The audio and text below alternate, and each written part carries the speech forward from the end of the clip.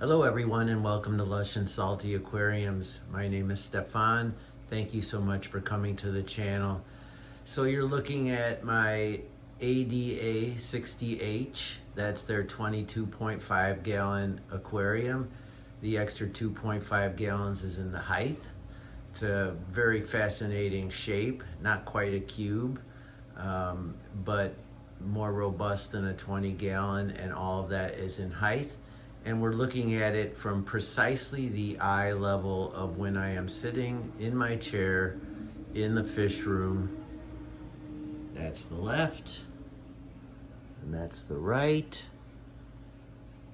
and dead center where a TV would be if this house didn't belong to me is my heavily planted aquarium, and it's showing its full flush of colors and creatures, and I just had to show it off to you. I hope you don't mind. We're gonna move in closer obviously, but it's fun to see it the way I see it, in the exact light cast from the twin star that's hanging from the pendant apparatus, and to see the immersed plants, the pothos to the right, left, and above, as well as the antique dresser that it's sitting upon.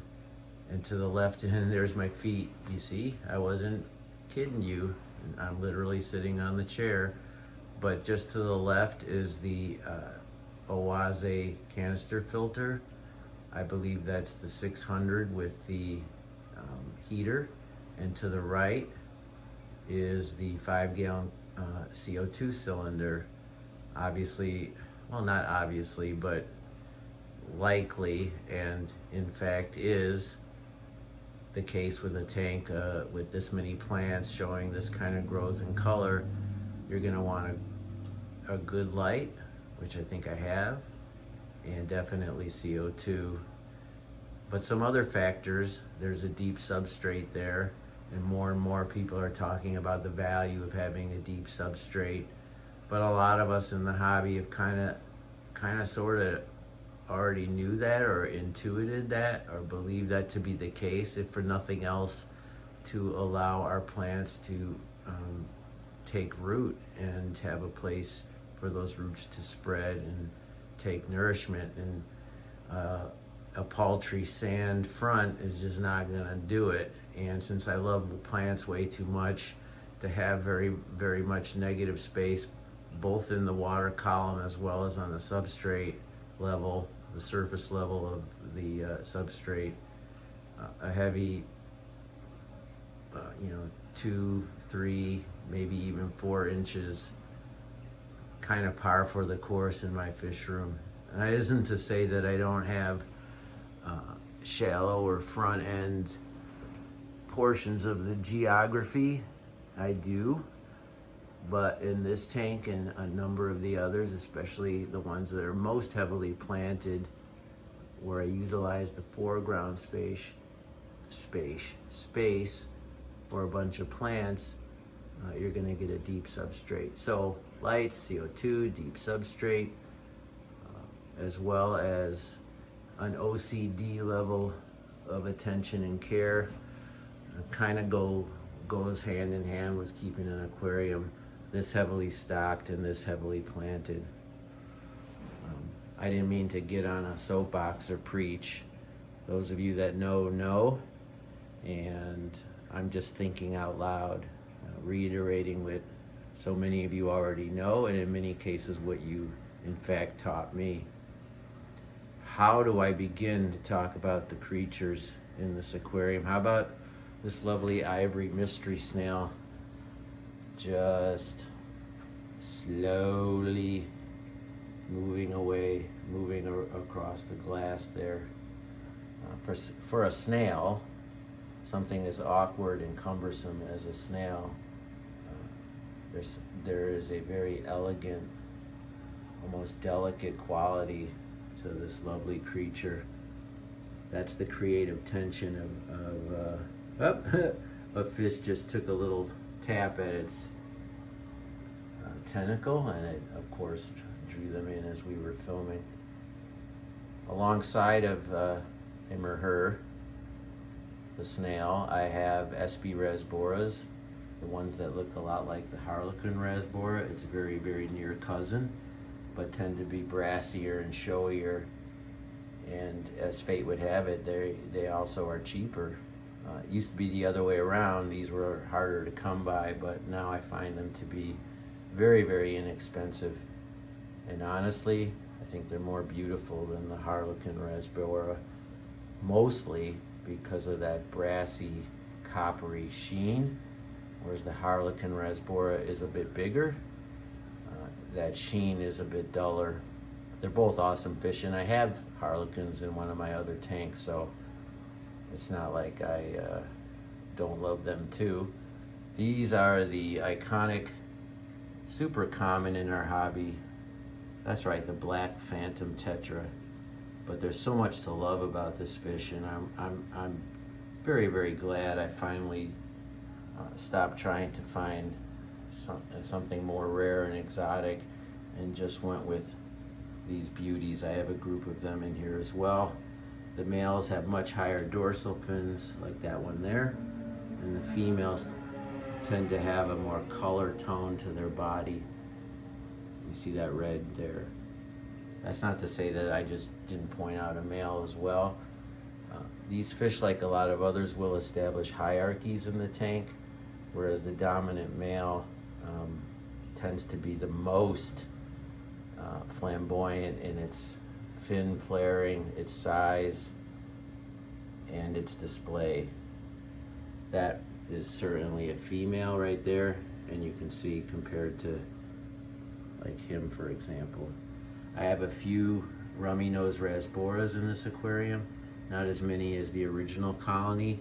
I did suffer some losses, and the specimens I have left in here, both male and female, just aren't as intensely beautiful, and I fear as healthy as they once were. Now that could be a function of them aging out, or some sort of issue that is only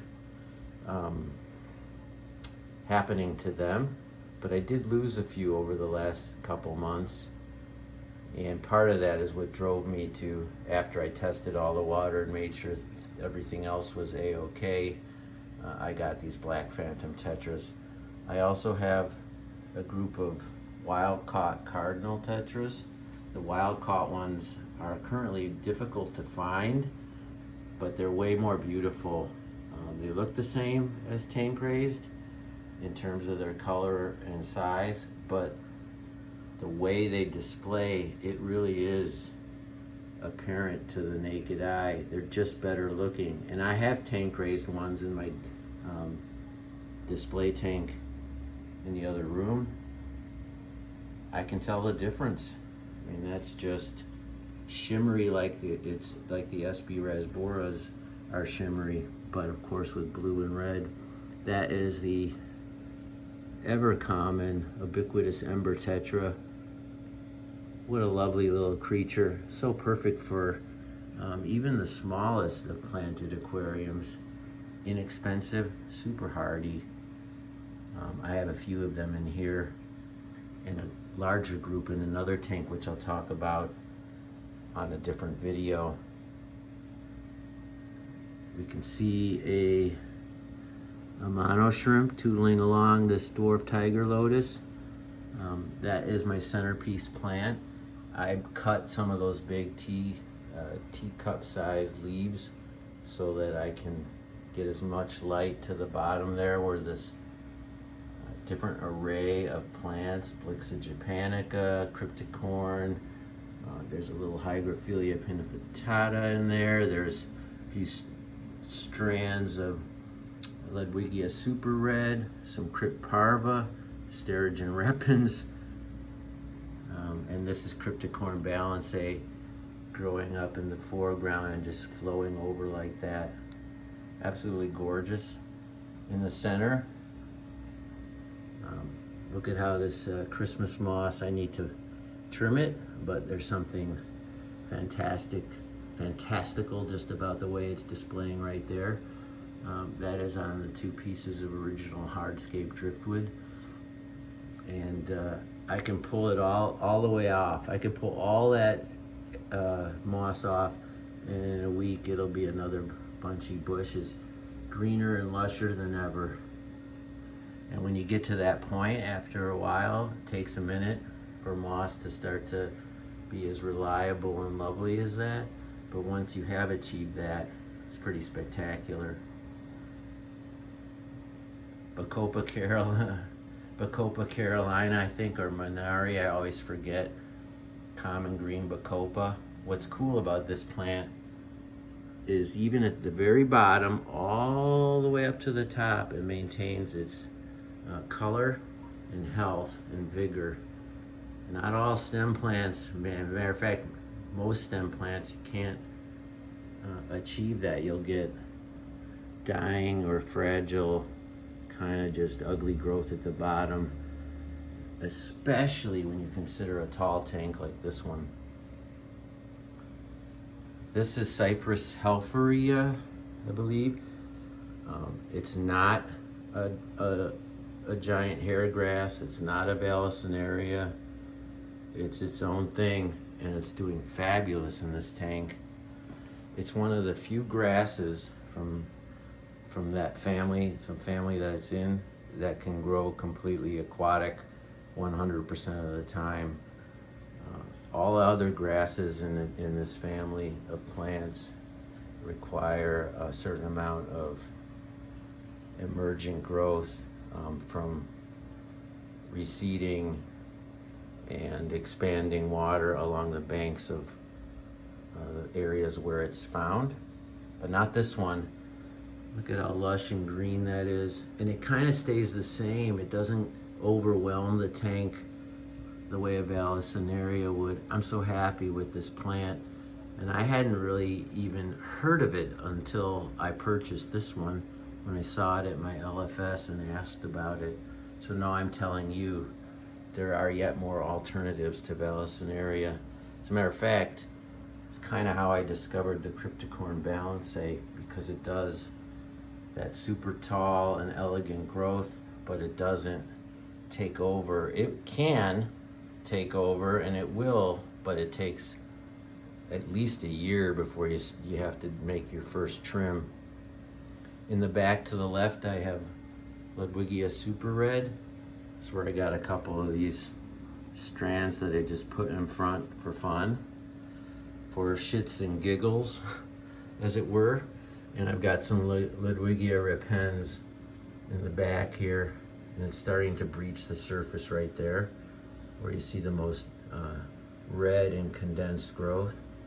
I'll be doing a clip and replant on this shortly. As a matter of fact, the whole tank can use some variation of a trim, but I love it just like this, but in a few days it'll have crossed into being too much, right? And so for even these small Tetras and Rasboras, they'll want more swimming space. And I haven't even covered a lot of the fish that are in here. The bottom feeders, the Coreodoras. I have panda cories in here. A small longfin Plecostomus. Countless inverts, probably some pygmy Coreodoras as well. Nothing gigantic.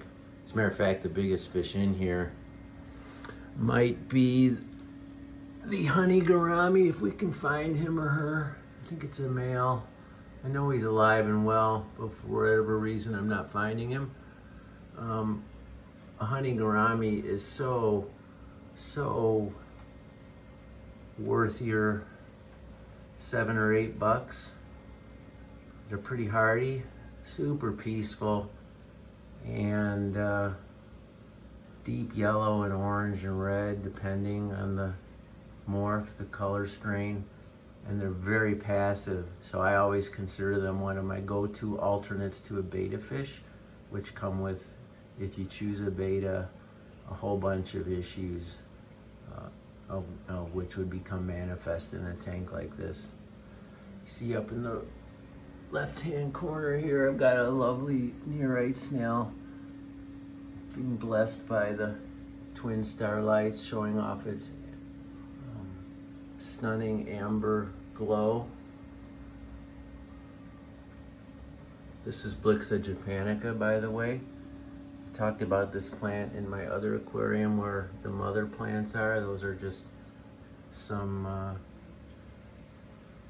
pieces that I pulled from my other aquarium and put in here.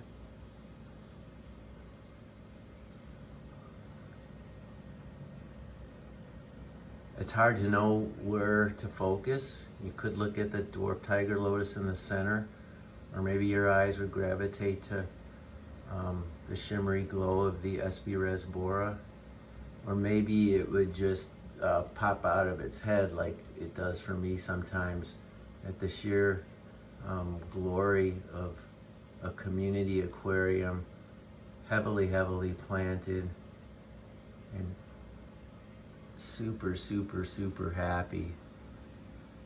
At least I think it's super happy. I know I am. I hope you enjoyed this as much as I enjoyed making it. And as always, folks, keep your hands in the tank, albeit carefully, and ciao for now.